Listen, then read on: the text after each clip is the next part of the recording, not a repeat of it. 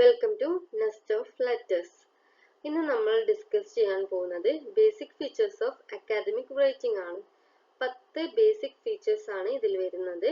അത് ഏതെല്ലാമാണെന്ന് നോക്കാം. Complexity, formality, precision, objectivity, explicitness, accuracy, hedging, responsibility, organisation, planning. ഇനി നമുക്ക് ഇതിൽ ഓരോന്നും എടുത്തു നോക്കാം. വളരെ ഷോർട്ട് ആയിട്ട് ക്ലിയർ ആയിട്ടാണ് നമ്മൾ ഓരോന്നും പറഞ്ഞു പോകുന്നത്. ഓക്കെ, ആദ്യത്തേത് കോംപ്ലക്സിറ്റി ആണ്. കോംപ്ലക്സിറ്റി പേര് പോലെ തന്നെ നമ്മൾ അക്കാദമിക് റൈറ്റിംഗ് എഴുതുമ്പോൾ അതിന്റെ സ്ട്രക്ചർ ഒന്ന് കോംപ്ലക്സ് ആയിട്ട് എഴുതണം. അതിനാണ് കോംപ്ലക്സിറ്റി എന്നുകൊണ്ട് ഉദ്ദേശിക്കുന്നത്. അതായത് അക്കാദമിക് വൊക്കാബുലറി യൂസ് ചെയ്തിട്ട് കുറച്ചുകൂടി ലോങ്ങർ ആയിട്ടുള്ള developed ideas and advanced vocabulary use ചെയ്തിട്ട് സെന്റൻസ് എഴുതുന്നതിനാണ് കോംപ്ലക്സിറ്റി എന്ന് പറയുന്നത്.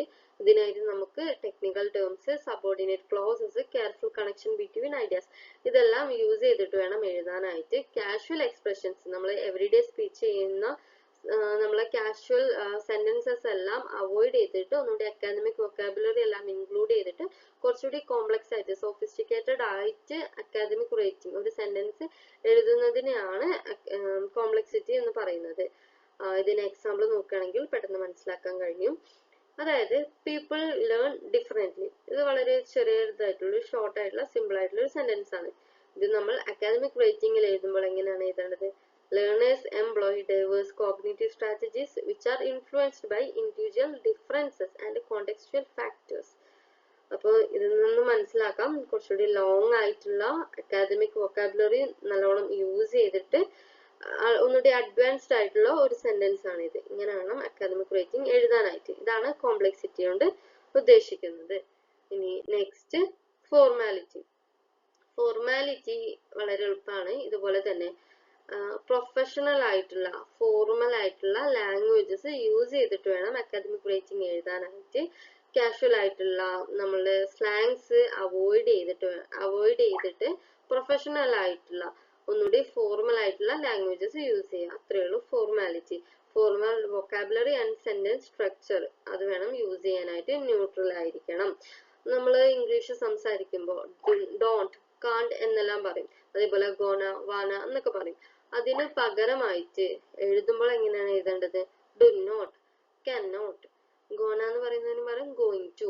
അങ്ങനെ കൃത്യമായിട്ട് എക്സ്പാൻഡ് ചെയ്തിട്ട് തന്നെ എഴുതണം. അല്ലാതെ നമ്മൾ സ്ലാങ്സ് യൂസ് ചെയ്യുന്നത് പോലെ അക്കാദമിക് റൈറ്റിംഗ് എഴുതുമ്പോൾ എഴുതാൻ പാടില്ല. അതാണ് ഫോർമാലിറ്റി. ഇനി next precision.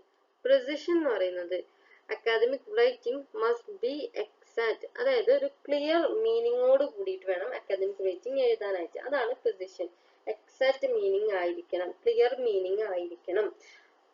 Wagyu ലാംഗ്വേജസും fancy languages എല്ലാം അവോയ്ഡ് ചെയ്തിട്ട് കൃത്യമായിട്ടുള്ള എക്സാക്ട് ആയിട്ടുള്ള മീനിങ്ങോട് കൂടിയിട്ട് academic writing എഴുതേണ്ടതാണ്.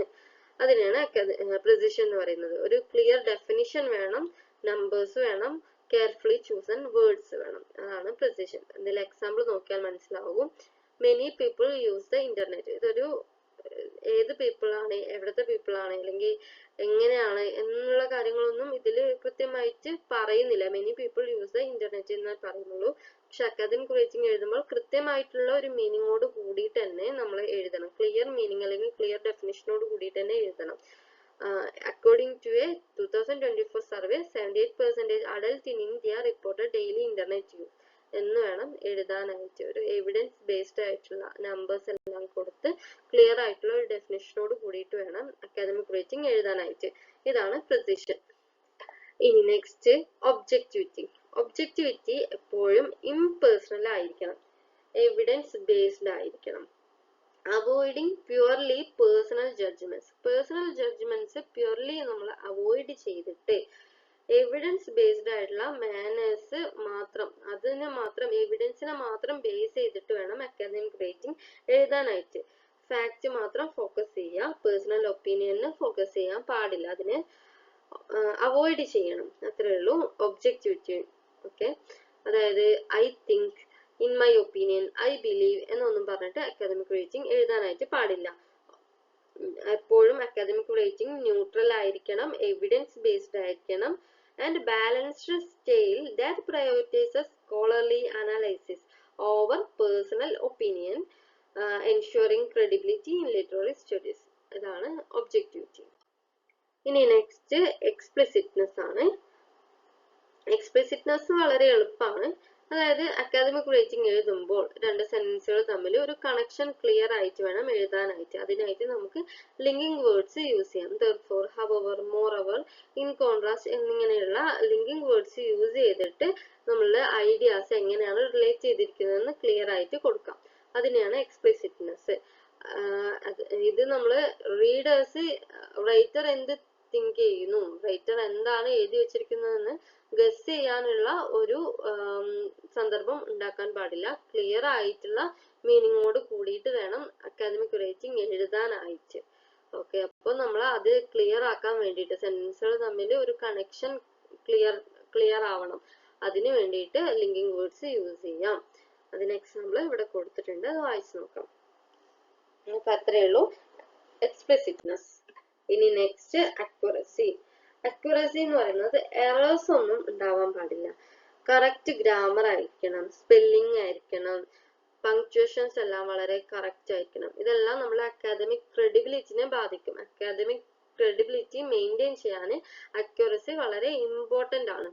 Use words that express the exact meaning you intent.